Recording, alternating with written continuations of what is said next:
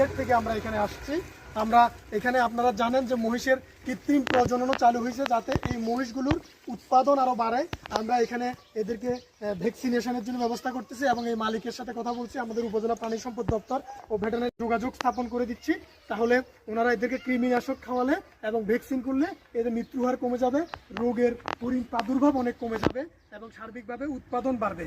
আমরা এখানে ওনাদেরকে বলছি যে মহিষের যে কৃত্রিম প্রজনন আছে, উন্নত জাতের মহিষ আছে, মুরগা আছে, হাফসাবাদী আছে, হ্যাঁ, নীলি রাভি আছে, এরকম অনেক জাতের মহিষ আছে আমাদের এখানে। মহিষের কৃত্রিম প্রজননের মাধ্যমে আমরা বলি যে এটা জাত উন্নয়নের জন্য আপনারা কাজ করতে পারবেন এবং আপনাদের মহিষের উৎপাদন বাড়বে, মৃত্যু হার কমবে, এতে পারবে দেশের প্রাণীজ আমিষের উৎপাদন বাড়বে এবং সার্বিকভাবে আমরা দেশের মানুষের জন্য, জনগণের জন্য যে নিরাপদ প্রাণীজ প্রোটিন এটা সাপ্লাই দিতে আমরা সক্ষম হব।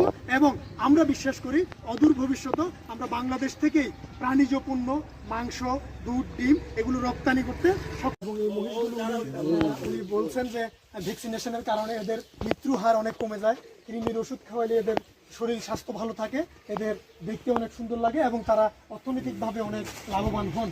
এবং উনি নিজেই বলেছেন যে কিছুদিন আগেই এখানে আসার কথা না, কিছুদিন আগেই আমাদের ইয়েতে উনি বাজারে কয়েকটা মহিষ উনি বিক্রি করেছেন, প্রায় 2 লাখ বা এর বেশি পেয়েছেন। এতে করে আপনি লাভবান হয়েছেন না খালেক ভাই? আপনি এই মহিষগুলো পালতে গিয়ে আপনার যে ধরনের সমস্যার সম্মুখীন হন কিংবা যে ধরনের সম্ভাবনা হয়, আপনি আপনার অভিজ্ঞতার আলোকে কিছু কথা আমাদেরকে বলতে পারেন?